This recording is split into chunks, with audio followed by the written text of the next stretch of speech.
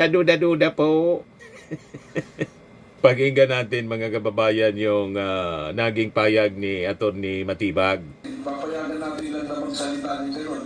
At alam natin, pag dito sa korte, wala mawawala ng visa yung kanyang mga sinabi. Dahil yung background niya, halimbawa, may mga kaso pala siya ng perjury, may mga kaso pala siya ng istapa. It goes to the credibility of the person who is saying.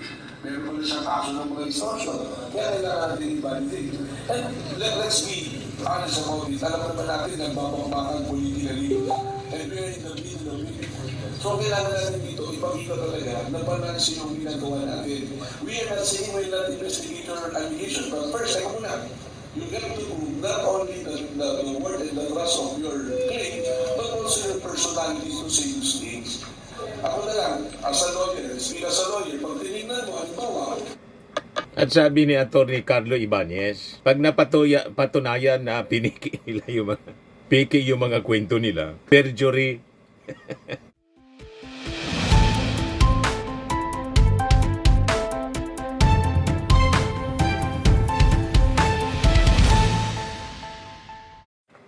Hello po mga kababayan, si Dante Maravillas. Malamang yung mga 18 Marines mga kababayan, ex-Marines, baka hindi na yun magpakita sa mga susunod na pag-imbestiga. Kasi right now, gumagalaw na po yung NBI. Ito sabi, ng bagong NBI Director na si Director Melvin Matibag na dating PDP laban at tumawag kay Secretary General at tumawag kay Sara Duterte Bratinela.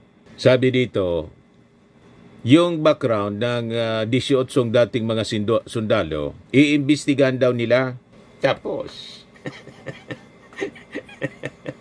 gumagalaw na po yung National Bureau of Investigation. At doon ako, baka hindi na magpakita itong 18 ex-Marines. Kasi dito pa lang po sa investigasyon ng NBI, mabubuking na yung pagkatao nila. At saka mga kababayan, yung sinasabing affidavit, kung totoo at malamang makaso sila ng perjury, pati si Mike Defensor at si Balidog, si Libito.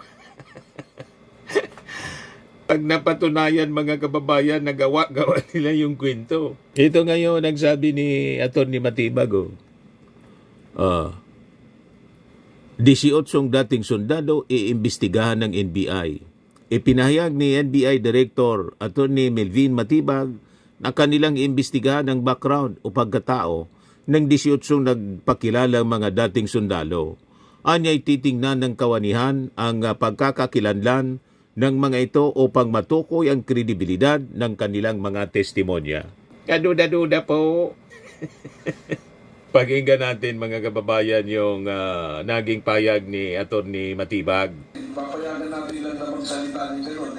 At alam natin, pag dito sa korte, wala mawawala ng visa yung kanyang mga sinabi. Dahil yung background niya, halimbawa, may mga kaso pala siya ng perjury, may mga kaso pala siya ng istapa.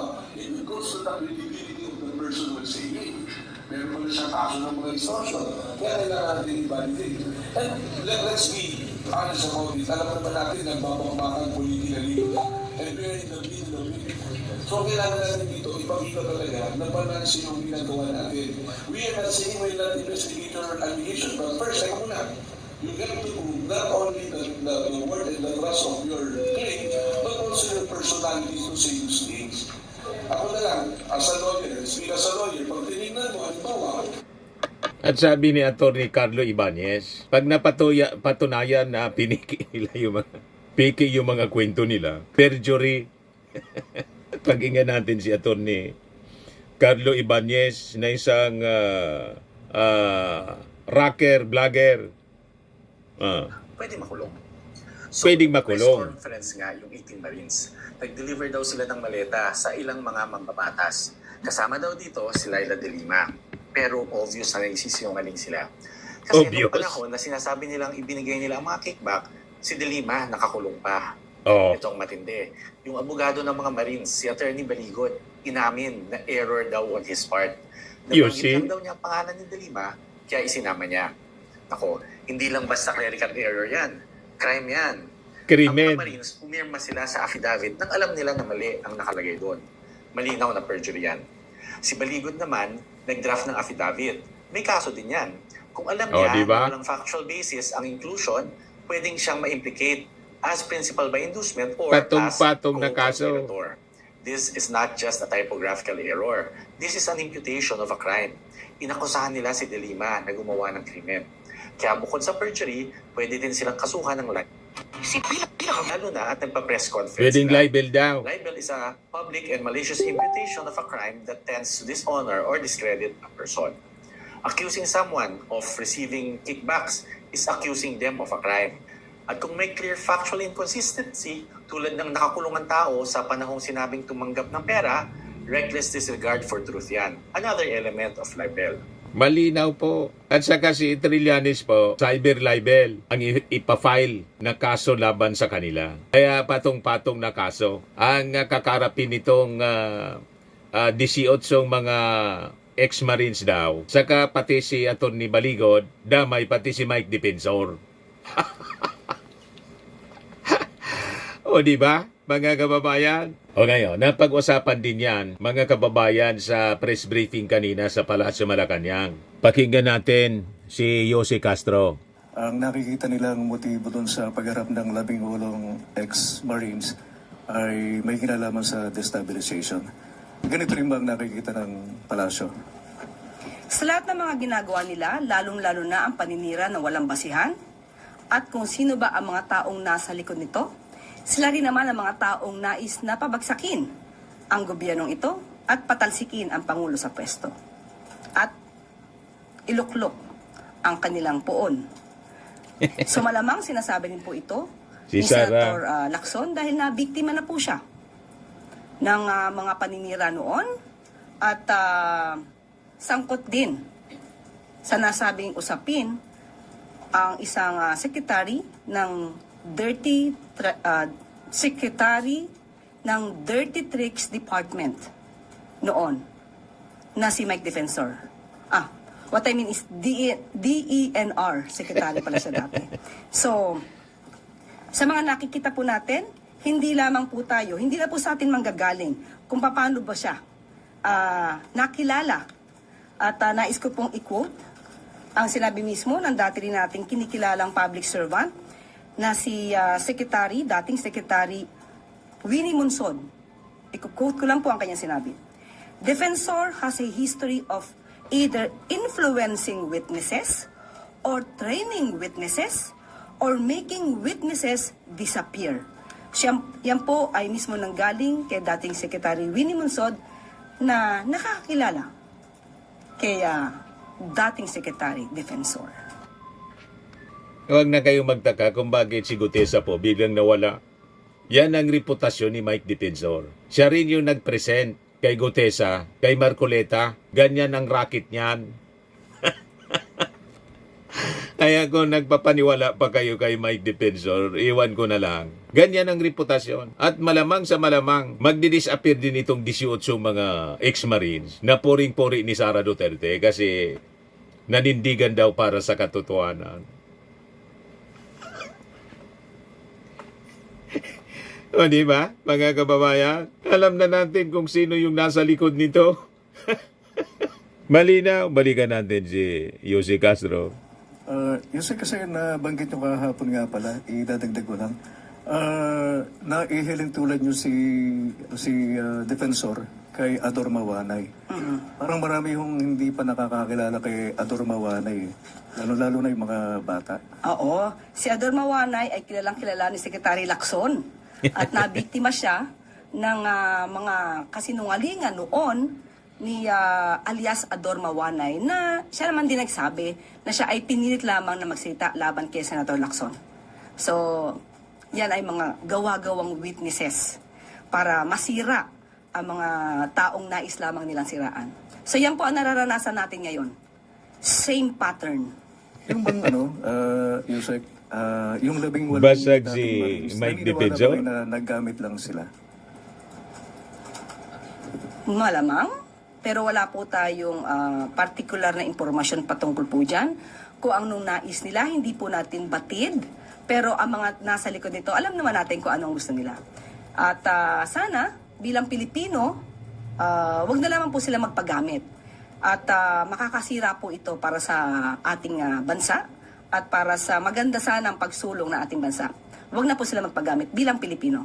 Isang pasensya na pero ihabol ka na lang.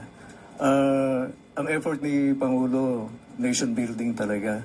Nagsisikap na mailigay sa maayos yung bansa. Pero amid this effort, parang nakaka-distract, ano bang damdamin ni Pangulo? Nagagalit ba siya? Nakita niyo na ba siyang magalit o mabait pa rin siya?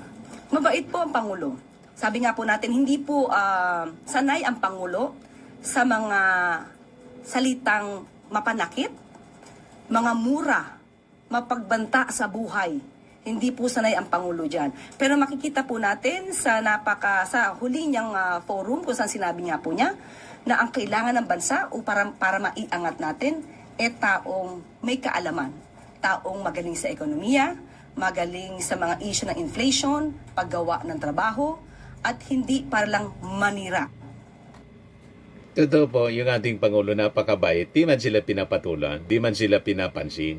Sub-sub lang sa trabaho yung ating Pangulo. Galing pa nga lang sa Cebu para ayusin yung production ng mga relief goods ng DSWD. Tingnan naman ninyo po ang ating Pangulo. Mga volunteers ito na mga mag-aaral na nagpunta sa Visayas Disaster Resource Center sa Mandawi City. Galing doon yung ating Pangulo, mga kababayan. Dito ginagawa yung packaging ng mga food packs ng DSWD. Ito mga volunteers ito, kasama yung mga Boy Scouts, mga kababayan. Di ba? Tingnan naman ninyo yung ating Pangulo.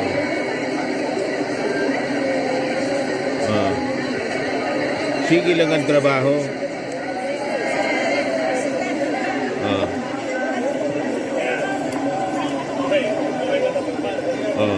Naupo na lang yung ating Pangulo kasi hindi makita yung hindi makita yung nasa likod niya, mga bata. Naupo na lang para sa souvenir picture. Di ba?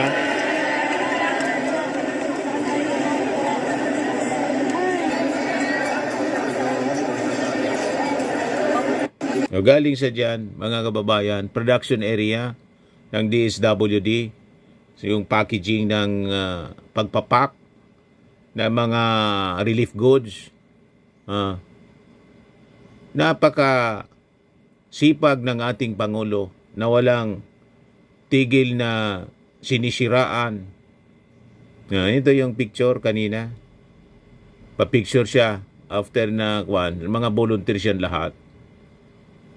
Di ba? Yung kabilang kampo naman po, napakasipag manira. Hindi nagtatrabaho, sige lang ang panira.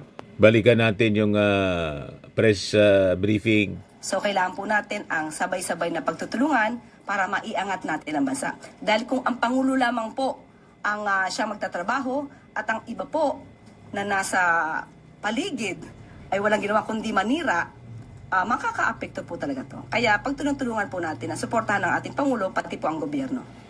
Thank you po, Sir. Sunod po na katanungan, Harleen Delgado, ABS-CBN.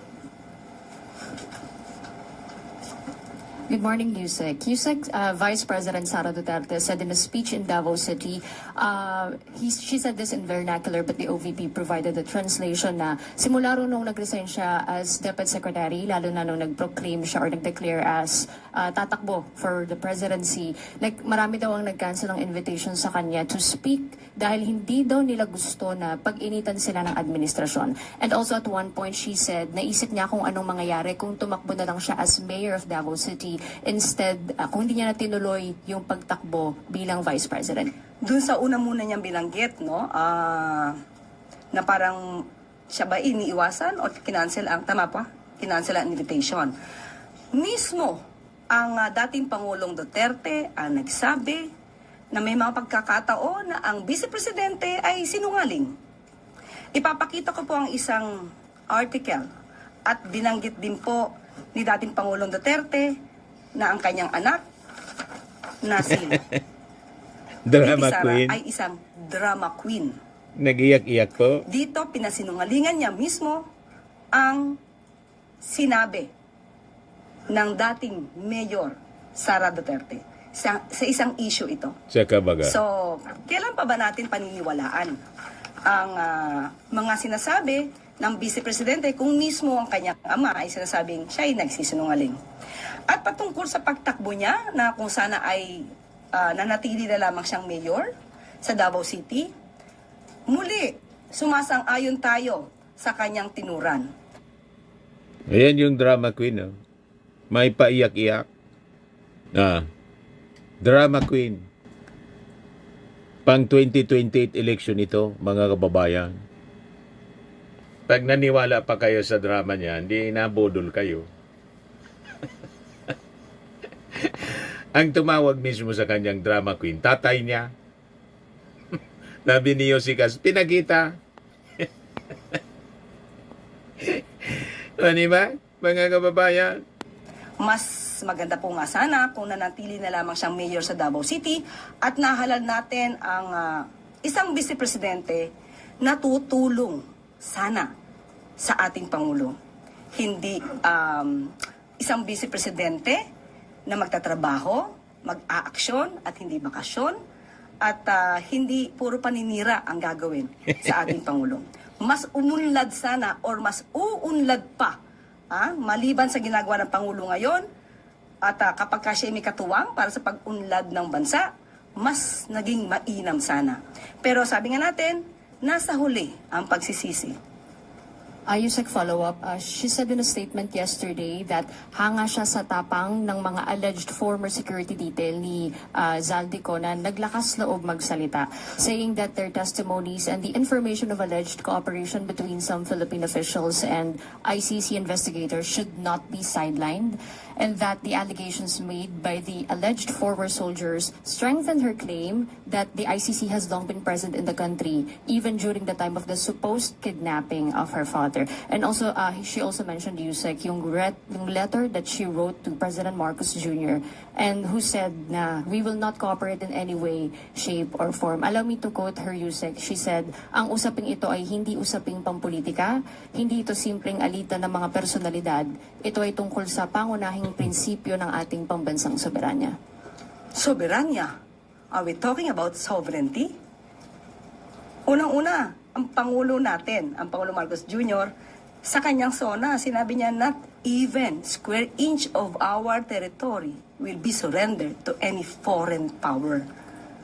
Hindi hinayaan at hindi hahayaan ng ating Pangulo na ang ating mismong teritoryo ay mapatrol ng anumang Coast Guard, kundi Philippine Coast Guard lamang. Hindi natin gagawing probinsya ang ating bansa ng ibang bansa. So patungkol po sa sinabing pakikipag-cooperate sa ICC, nananatili po tayo na ang ginagawa lang ng administrasyon ay ang pagtupad sa sarili nating batas at ang ating obligasyon sa Interpol. Pati na po ang tinatawag nating residual obligation. Malamang nakakapagsabi lamang siya nito dahil ang ama niya ang nililitis ngayon sa ICC. At patungkol sa 18 na former Marines, na ang 4 doon ay hindi pala. Doon pa lamang masasabi natin, oops, may nagsisinungaling.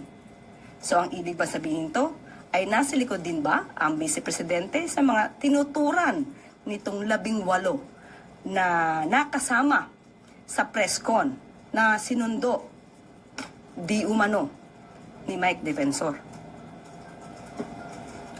Follow-up question, Mads Moradillo, Net 25. Hi ma'am. Ma'am, kanina nabanggit nyo na parang nagsisi yung Pangulo na kinuwang running mate si VP Sara. Kailan siya nagsisi, ma'am? Wala po tayo sinabi nagsisi. Ang sinabi lamang po natin ay malamang tama po yung tinura ni VP Sara na dapat hindi na siya tumakbo na Vice Presidente. At sabi po natin, sana nga, para yung Vice Presidente na halal, ay makakatulong sa Pangulo. Pero wala po tayong sinabi nagsisisi ang Pangulo na kasama at nahalal ang Vice Presidente. Ma'am, nabanggit niyo po na nasa huli yung pagsisisi. Yun po yung normal na kasabihan. Pero never po na sinabi ito ng Pangulo. Thank you po. Another follow-up po, Christian Bascones, PRTV. Ma'am, sinabi ni Pangulong Marcos na ang dapat before si VP Sara as secretary, marunong ba sa ekonomiya itong si VP Sara? Kayo na po magtanong mismo kay Vice Presidente. Hindi po natin masasabi kung hanggang saan ang kanyang kaalaman.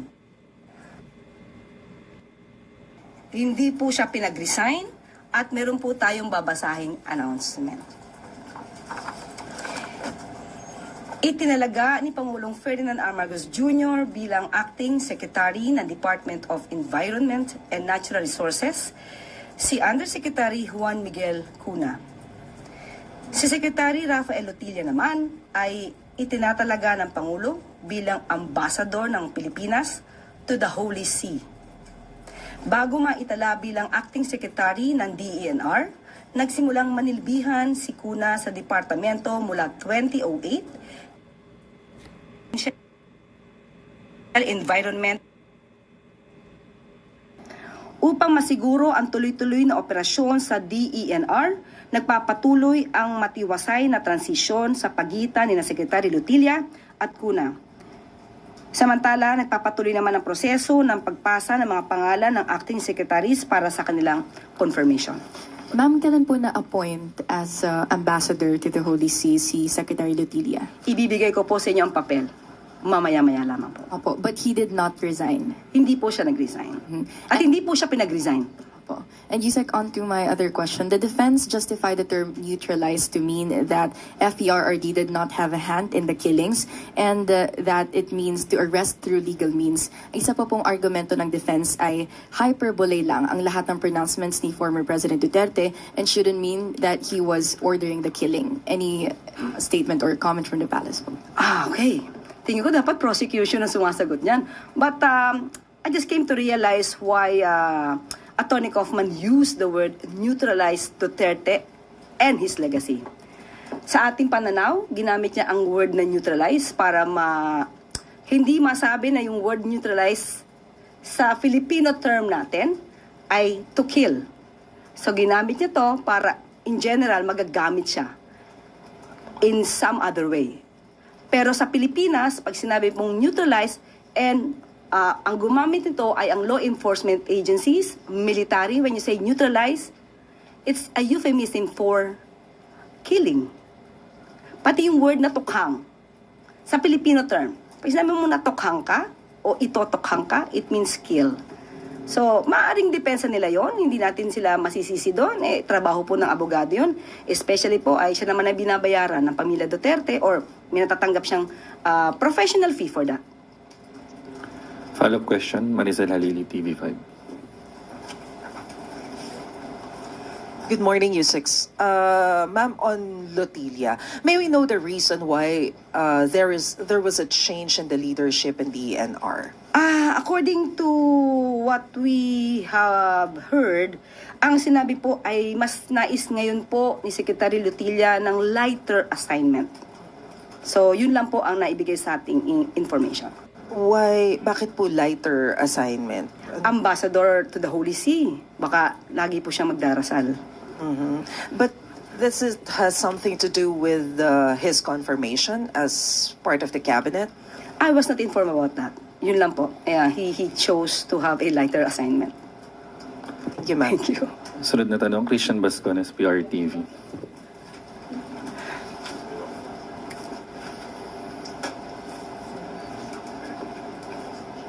Yusek, reaction po ng Malacanang doon sa statement ng former President Rodrigo Duterte's defense team claiming that drug-related killings were not unique to this administration and even allegedly increased during the first 2 years of President Ferdinand Marcos Jr. cited the Haas Project and claimed drug-related killings remain sky high even after former President Rodrigo Duterte left office. Pag-amin ba yun na talaga may patayan sa panahon ni dating Pangulong Duterte? Unang-una, nakakapagtaka na ang kliyente po niya rito ay ang dating Pangulong Duterte. Pero bakit ang mata niya nakafocus kay Pangulo Marcos Jr.? Depensa po ba niya to? Kasi kung depensa po niya ito, nakakatawa. Pero kung may basihan ang sinasabing ito, ang Pangulo, alam po natin, ayaw po ng marahas na paglaban sa illegal na droga. Kung ito po ay mabibigyan ng ebidensya at meron talagang dapat na mapanagot, ang PNP po, CIDG, NBI, kinakailangang mag-imbestiga rito kung mayroong sapat na ebidensya. Hindi po palalagpasin ng Pangulo ang mga abusado. So ibig sabihin po ba, open yung government to any independent review or investigation to clarify this matter as soon as possible? Kailangan po kung ito po'y nadinig.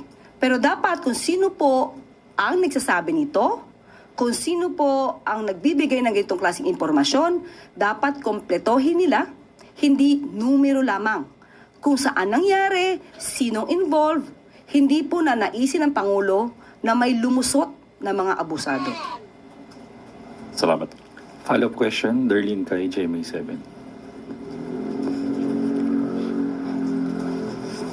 Good morning, Yusek. Related po doon, according to the DAS project, there have been 1,183 drug-related killings during the Marcos Jr. administration as of February 23, 2026.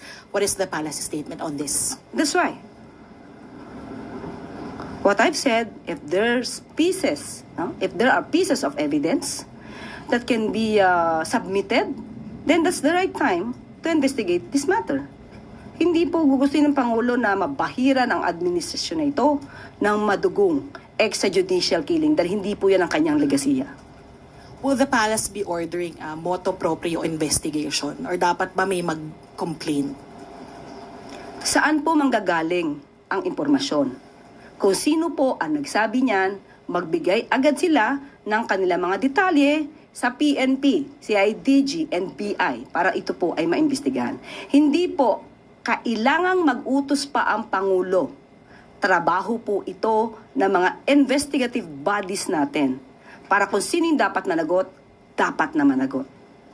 Yusek, for the record, what is the President's directive in dealing with illegal drugs, pati mga drug-related arrests? How is it different from the previous administration? Even before, ang sabi ng Pangulo, walang dugong dadanak.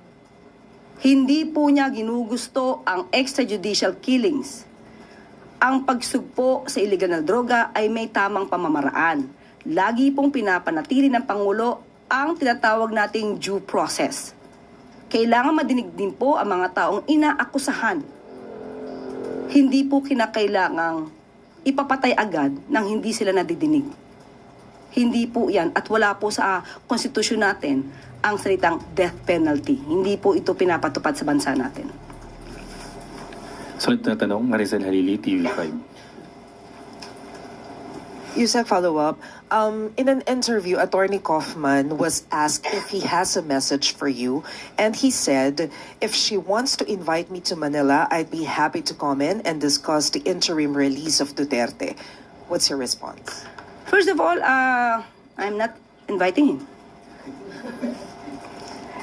If ever, everybody is welcome to see the beauty of our country. Welcome man, lahat ng turista, pati pamilya, kasama yan. And if he will be coming to the Philippines, I am more than happy to treat him. Buy him balut, bagoong, kwek-kwek, ayudi, adidas. But I will not discuss about the interim release because it has already been dissolved by the ICC. So pag-uusapan lang namin ang ganda ng Palawan, El Nido, Manila Zoo, lahat po yan. Yun lang po. Sunod na tanong, Ann Soberano, Bombo Radio. Yusek, good afternoon. Yusek, sa nagpapatuloy na pagdinig po ng ICC sa kaso ni XPRRD, may nakikita po ba ang Malacanang na legal o diplomatic implications para sa Pilipinas habang patuloy po itong proseso sa ICC? Sa ngayon ay hindi naman po nagiging issue ito dahil malamang ang makikita lang ng ibang bansa sa bansang Pilipinas ay hindi po nagtotolerate ng anumang kriminalidad, hindi po nagtotolerate ng anumang pang-aabuso. Okay.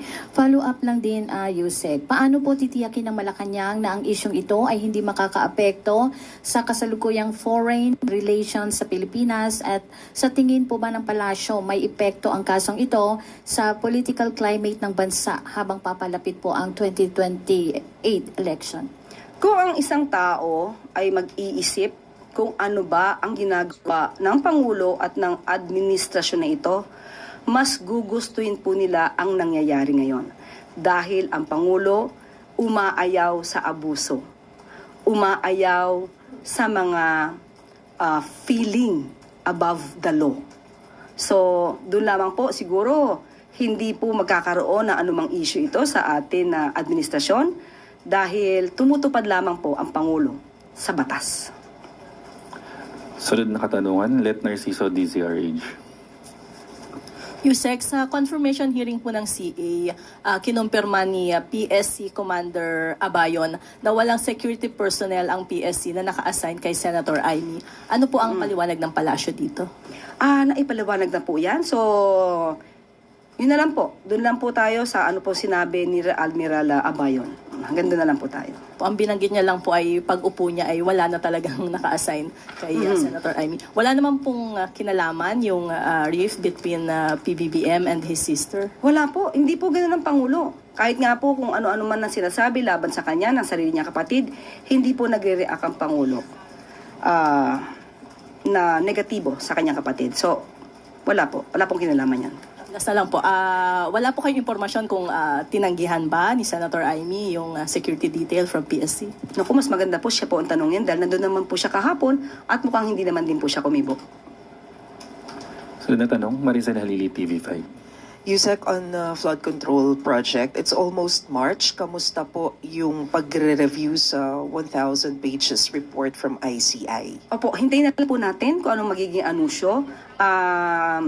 Kanina lamang po ay nag-follow up po tayo sa OES at hintayin na lamang po natin ang magiging anunsyo dito. Ma'am, napansin ko kasi yung last na report ni PBBM about sa flood control was way back December 18, 2025 when he announced yung arrest kay Sara Diskaya in relation to the Davao Occidental flood control. Bakit ganun po kalaki yung gap when it comes to sa giving of updates on the flood control project? Hindi na ba siya kasama? Is there a change in the priorities of the government? Ang sabi po kasi ng Pangulo sa huli ko sinabi sa inyo, ang sabi niya, we are moving forward. Ang mga pag-iimbestiga po sa flood control projects ay ibinibigay po niya sa ICI, sa DOJ at Ombudsman. Kasama na rin po ang DPWH of course. At ang tututukan po talaga ng Pangulo kung paano pauunlarin ang ekonomiya ng bansa. So sa mga flood control projects, total na simula na po yan. Marami na rin po mga kaso na nairekomendang isampa. Marami na rin pong kaso na naisampa. Marami na rin pong taong mga naaresto at ngayon yung iba'y nagtatago. Marami na rin pong kickbacks na naisoli sa Pilipinas sa ating kabanang bayan. So ang focus po talaga ng Pangulo ngayon ay tutukan ang ekonomiya ng bansa. Yusek, with all due respect, people are asking for accountability and up until now, we still don't have an update about Saldico. So at least, can the government provide us, where are we in terms of looking for Saldico and yung iba pang mga kasabwat? Ang huli pong naibigay sa akin dahil mas maganda pong ugnayan dito ay ang DILG. Sana po talaga, ang law enforcers po talaga ang makikipag-ugnayan sa Interpol. So ngayon may pending po tayong request at hindi po na ibibigay sa atin sa ngayon ano ang status, pero may pending po tayong request for cooperation ng Interpol. So yung mga kababayan po natin, wag po tayong, although alam natin na nakakainip, pero meron po kasing ibang agency na involved, ang Interpol po. So, ang administrasyon po ito at ang gobyernong ito ay patuloy sa pagtatrabaho at paghanap sa mga kababayan natin na nagtatago sa ngayon. Thank you, Yusek. Para po sa huling katanungan, Rafi Ayeng, Daily Tribune. Hi, Yusek. Kung na-receive nyo po yung matrix, yung kumakalat ngayon na sinasabi, ang title is Link Analysis to the Masterminds. Marami pong binabanggit ng personalities dito na nagko-corroborate doon sa sinabi naman ni Gotesa when it comes to delivering of ng billions of money na bribe daw. Any reaction po? So, saan to galing? Sa Dirty Tricks Department Secretary? Sa kumakalat po siya sa online. Online lang. So, hindi pa verified. Pero galing ba to sa mga dating sundalo? Hindi naman. Wala lang. Online lang. So, saka na natin sagutin yan pagka online. It can be fake. Hindi natin alam. Pag verified na, saka natin dalhin dito ang usapin. Hindi na pinatulan ni Yossi Castro. Ito siya, pinapakalat ng Net25 sa social media. Metric link analysis to the masterminds. Tinuturi yung ating Pangulo. Tapos asa na si Martin Romualdez dito. Ito. Pati si Sandro nandito. Puro pamimiki po ang alam nila. Ay, nago. Anyway, imbestigan na yan ng iimbestigahan sila ng NBI. Malamang makaso sila. Patong-patong na kaso karapin nila mga kababayan. Buti nga. Sa mga naghanap ng malinis and spacious fitness gym, pumunta lang po kayo sa aming Colossal Fitness Gym. We also offer Grab Car Rental with our brand new 2023 model ng Toyota Innova. We also accept booking for those who are planning to travel via PAL, Cebu Pacific, and other airline companies, local and international, and bills payment for Meralco Bills, PLDT, Aleco Bills, etc. Ang Colossal Fitness Gym is located at 3rd floor Security Bank Building, Landco Business Park, Legazpi City, Albay. For inquiries, look for Chilon Maravillas. Contact number 0966-802-0949. Yan yung aming Innova. Lagi na pong matao sa amin. Pati mga foreigners po, tingnan ninyo. Mga British tourists sila. Ang lalaki ng katawan na, mga kababayan, nag-gym sa amin. Ito naman po, Indian National. Ito mga mga European sila. Ito naman yung bago naming product na binibenta online, Eye Glow Serum. Whitening po siya galing sa South Korea. Tingnan ninyo yung epekto sa aking anak na architect entrepreneur, Riz Maravillas. For inquiries, look for Riz Maravillas on FB. Ito naman po, Fairmax Firming and Lifting Cream, pinapahid po sa mga pulses and other affected area. Mainam po sa mga pains at paninigas na mga kaso-kasuan. Ito po, Automax Radiant Serum. Sa mukha naman yung application. Anti-aging po siya. You will look 10 years younger than your age. Ito naman po yung bagong product naming binibenta online. I am worldwide pure organic, amazing pure organic barley from Australia. Mainam po ito sa mga cancer patients. Tingnan ninyo itong pasyente mga kababayan. Siya si Yudi Tan, sabi niya, isang ovarian cancer survivor, sabi niya, barley did not just save my life, it gave me a new life. In 2019, Julie faced the fight of her life through surgery and harsh chemotherapy. I am worldwide amazing pure organic barley became her source of strength. It boosted her immune system when she needed it most. It gave her the energy to keep going. 100% organic po siya, immune system booster, trusted by survivors. For inquiries, dumiretso na lang kayo sa aking anak na architect entrepreneur, Riz Maravillas. Sa mahilig naman po sa mga imported bags and wallets, dumiretso na lang kayo kay Ma'am Eileen Rosales. Eileen Closet po, nakabase siya sa Amerika. Yan yung kanyang online selling.